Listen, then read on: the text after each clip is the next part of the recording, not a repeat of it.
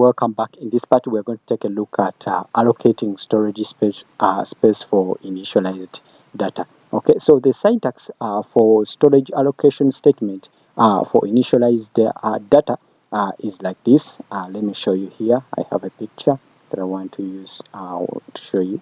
Okay, it's right here. Okay, so this is the syntax. Okay, so here, as you can see, we have the variable name. Okay, the variable name. Then we can have the defined directive, and then we can have our initial value, and then like that. Okay, so here the variable name here our variable name is the identifier, okay, for each storage space. Okay, and the assembler associates an offset value for each variable name defined in the data segment. Okay, so there are five basic forms of the defined directive.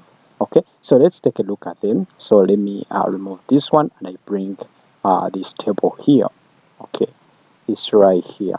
Okay, as you can see. So here, as you can see, we have under the directive column, we can have these directives db, and we have in the next column we have the purpose. Okay, and then in the third column we have storage space. Okay, so for the db directive, its purpose is to define a byte. Okay, and then the storage space is 1 byte. Okay, then dword, this one is used to define a word and allocates 2 bytes. Okay, and then dd means this one is used to define a double word. Okay, and then allocates 4 bytes when used. Okay, then we have the dq. This one define the code word. Okay, and used to allocate 8 bytes of memory. Okay, then we have dt, and this one is used to define 10 bytes. Okay, 10 bytes. Okay, some call it 10 bytes. Yeah, there is another name, but for this case, in this part, we are going to call them to call it 10 bytes. Okay, for defining 10 bytes. Okay, or for allocating 10 bytes. Okay, so here let us take a look at the example. Okay, some examples of using the define directives. Okay, so let me show you. I think you have understood that table. Let me show you these examples here. I have here another listing. Okay, so here's our listing. So as you can see here, we can create our variable choice. Okay, choice, and here we are allocating, we are defining a byte. Okay, so we are allocating some memory for byte in form of bytes. Okay, and here we are allocating 1 byte for this character. So this character, not 1 byte. Okay, so this character here, as you can see, so each byte of character, okay, each byte of character is stored as its ASCII value in hexadecimal. Okay, you need to note down that one. Okay, so here we are allocating a bytes. Okay, data in form of bytes. Okay, and as you can see, we have one character here, which is y. Okay, then we have number. Number, we are allocating words, a word, or okay, a word. We are defining a word. Okay, or we are storing data in form of words. Okay, or we are reserving word spaces in form of words. Okay, and here, as you can see, we are storing 1, 2, 3, 4, 5. Okay, in the number. Then we can have a neg number for negative number. So here we are also defining a word. Okay, and as you can see here, I can store a negative number, and then we can have a big number, and for that here we used a code word. Okay, code word, and then we can store our number, a big number, in the big number variable. Then we can have the real number 1. Then here we are storing in form of we are reserving. Okay, we are reserving double word. Okay, double word data in form of double words. Okay, oh, that's the space we are reserving. Okay, so here, as you can see, it's a double, or it's a floating pointing number. Okay, if it's a floating number. Okay, and here we can have the real number variable, and this one is also using a code word, like that. Okay, like that. Okay, you should note down that okay, also that each decimal value is automatically converted to its 16-bit binary equivalent and stored as a hexadecimal number. Okay, and also that the processor uses the little Indian byte ordering. Okay, and as well negative numbers are converted. They are converted to its two's complement representation.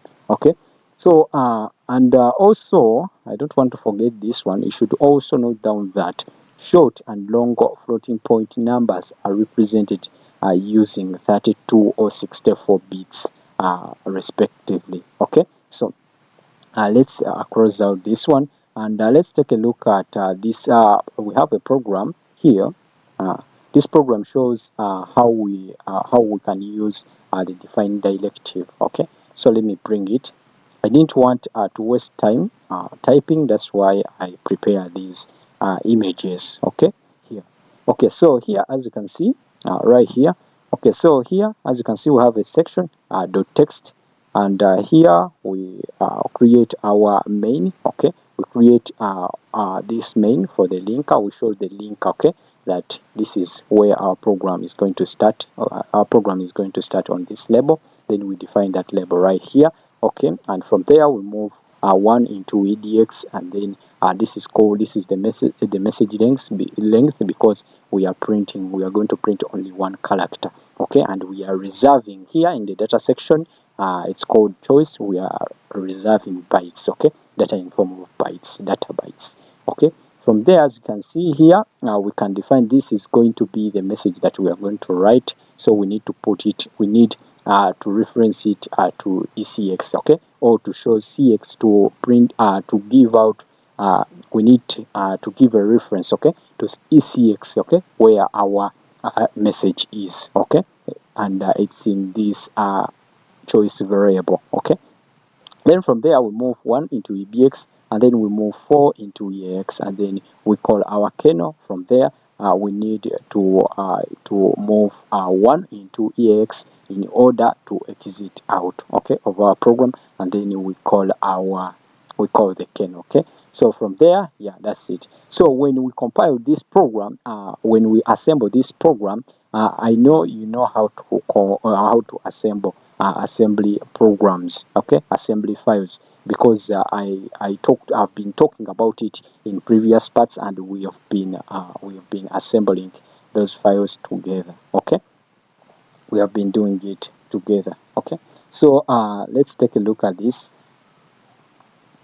Let's take a look at this. Here we have some few. We have yeah. Let me take a look at this one. Okay. So we have this data right here. Okay, so when this code is compiled and executed, we are going to get y out. Okay, it's going to print y. Okay, so in the next part we shall take a look at how we can allocate storage space for an initialized data. Okay, thank you.